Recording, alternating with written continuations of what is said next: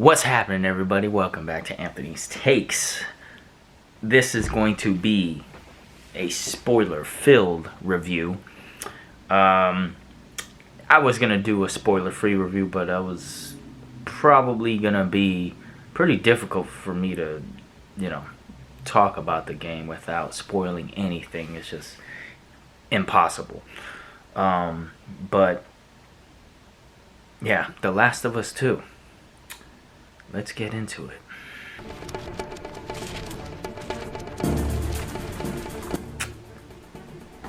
Alright.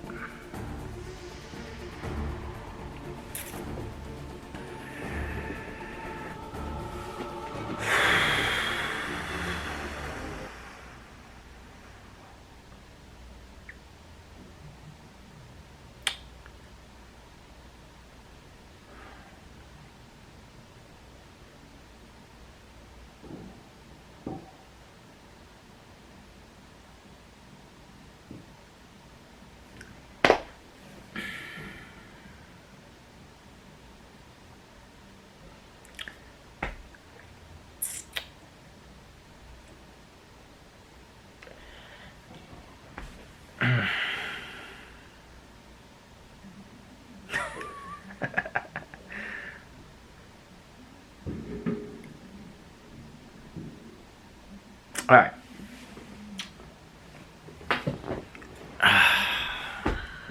This is definitely not for anybody who is in the middle of playing the game and hasn't completed the game.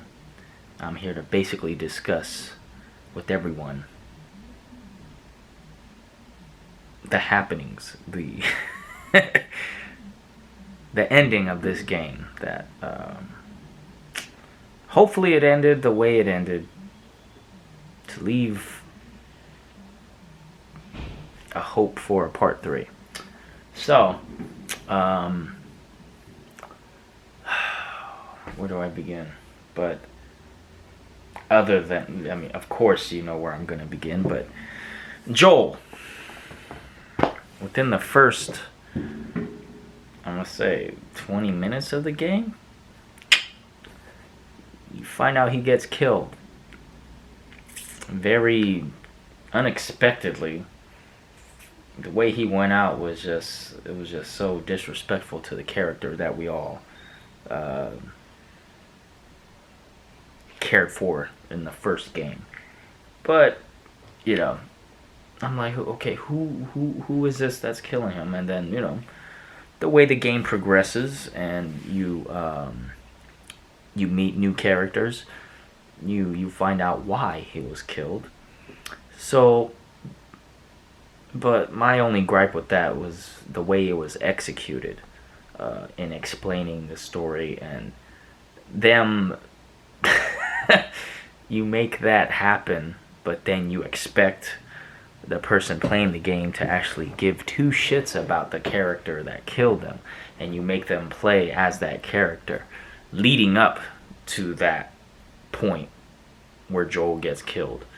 And the way one thing as I was playing,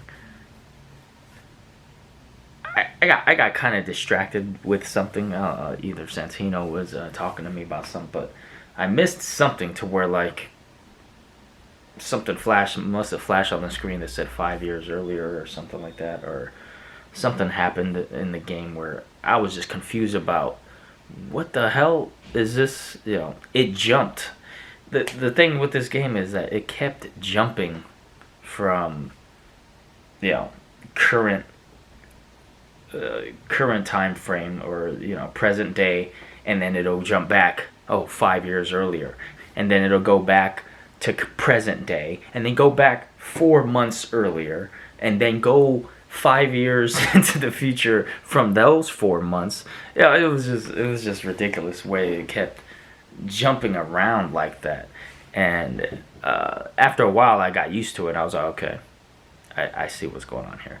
It was basically becoming a revenge story, basically, for Ellie, seeing that, in the first 20 minutes of the game, Joel gets killed, so she's on her quest for revenge. And come to find out, Abby, by killing Joel, that was her quest for revenge. And then so, you've got these other factions. You've got the scars that come into play as you play as Abby. And then Abby, she goes on her quest. She gets saved by one of the scars, or two of the scars. So she ends up, pretty much joining forces with them and going against her own people, her own people that were like looking for her, because she had a bad falling out with Isaac, who was the leader of their faction. And don't get me wrong, when you're playing as Abby, you pretty much it was a lot of fun playing as Abby. Her gameplay, of course, I mean, she's built like a truck, so her punches weighed a whole lot more and meant a whole lot more when you're punching someone and pretty much manhandling people the way Ellie couldn't. She's like what, a whole 60 pounds lighter than Abby. So Abby's gameplay was pretty fun, but as you're going through that, you have to start collecting all your ammo and all of your building up all your attributes all over again with Abby. And it was kind of, I was like, oh shit, I already went through all that with Ellie in the beginning of the game. Why am I gonna do it again? A great game. I see a lot of hate for it on the internet. Just hating the fact that Joel was killed in the first 10 to 20 minutes of the game. Of course we're attached to these characters, but then, hey, shit happens. Like, it's not all gonna be sunshine and rainbows, and, it did catch me off guard, but I was just more shocked at how Joel's death happened. And without us knowing about these, like, at the point in the scene where it happens, you're just like, who are these random ass people just killing them? And then the way they structured the game was just for you to find out as you go along. The fact that Abby's reason for killing Joel is on the pure fact that Joel was responsible for her father's death, as they were trying to extract the cure from Ellie's blood, but it was gonna have to kill Ellie, and he saved Ellie's life and didn't go through with the procedure. Now, this was pretty much, the truth was kept from Ellie, so Ellie never knew until,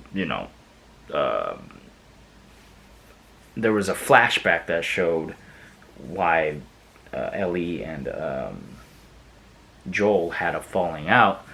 But it just seems to me like there should have been a game before this game. Like, all of the flashbacks that happen in this game could have been in a game before this.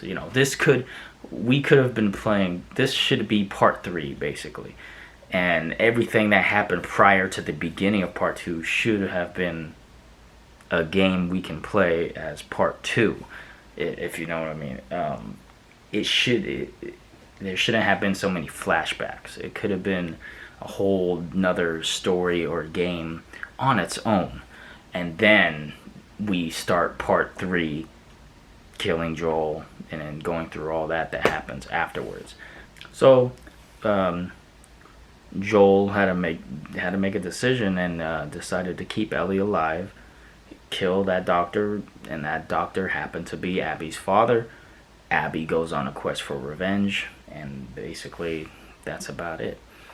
As always, a whole lot of fun, in a genre of zombie games that are very anticlimactic and just repetitive. This adds the drama and the storyline of these characters. Really makes you forget that you're playing a zombie game sometimes, and that's what I appreciate most about the first Last of Us and even this one.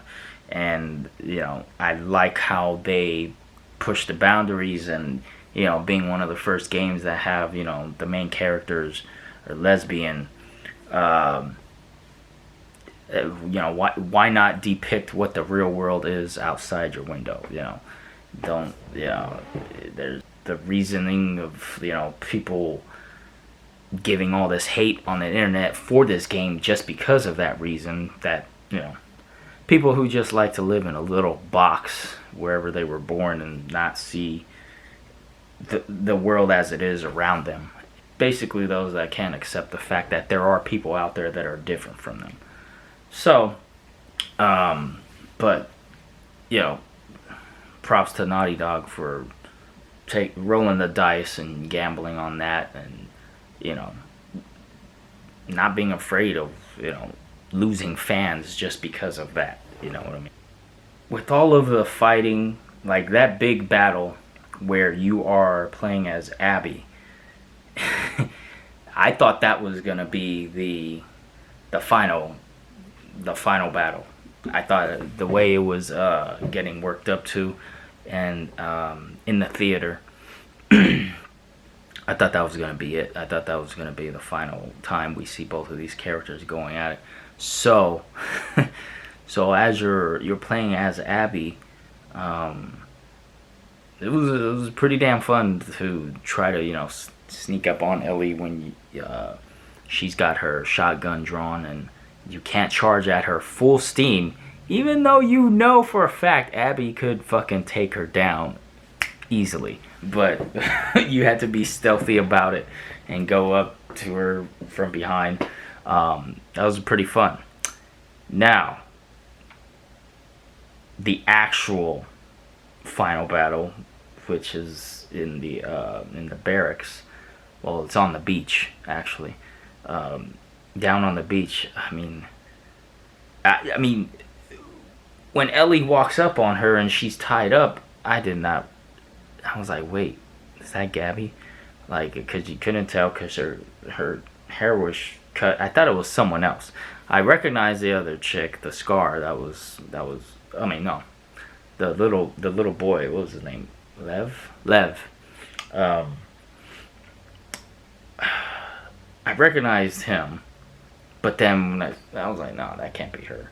She lost all the mass in her arms. Yeah, she didn't look too well.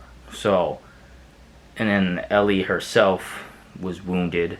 So it was a bare knuckled fist fight it wasn't really too climactic, and she had the change of heart right there on the spot not to go through with killing Abby, even though she could have drowned her easily, but she gave up and figured it wasn't worth it. But she came all that way, went through all that pain of leaving Dina alone with the baby on that farm, even though she had that perfect storybook ending of being on the farm with Dina and little JJ, but she risked it all to go after Gabby. Comes back home, and come to find out Dina is gone. The farmhouse is abandoned, and there it is. That's the ending. So yeah, it kind of sucked that at the end of the story Ellie is the one that is in pieces basically, and shit, it's kind of fucked up. She did and she didn't get the satisfaction of getting revenge on Joel's death. But overall, I would have to give this game 7.5 out of 10. But it's still a really good game to play. I would do another walkthrough again, playthrough again, but that's if no other good games were coming out. I mean, I played the remastered version of Resident Evil 3, and I only did one playthrough on that one. After that, usually with games like this, I only do one playthrough, and that's about it. So let me know. Yeah, I said us as if Tina was here, but let me know down in the comment section what you guys thought of this game. If you were a little disappointed about the ending, or completely understand why Ellie had a change of heart as she was about to drown Abby. Let me know down in the comment section what you guys thought. If you enjoyed this review, check out my channel, hit the like button, subscribe. If you did not, eat me.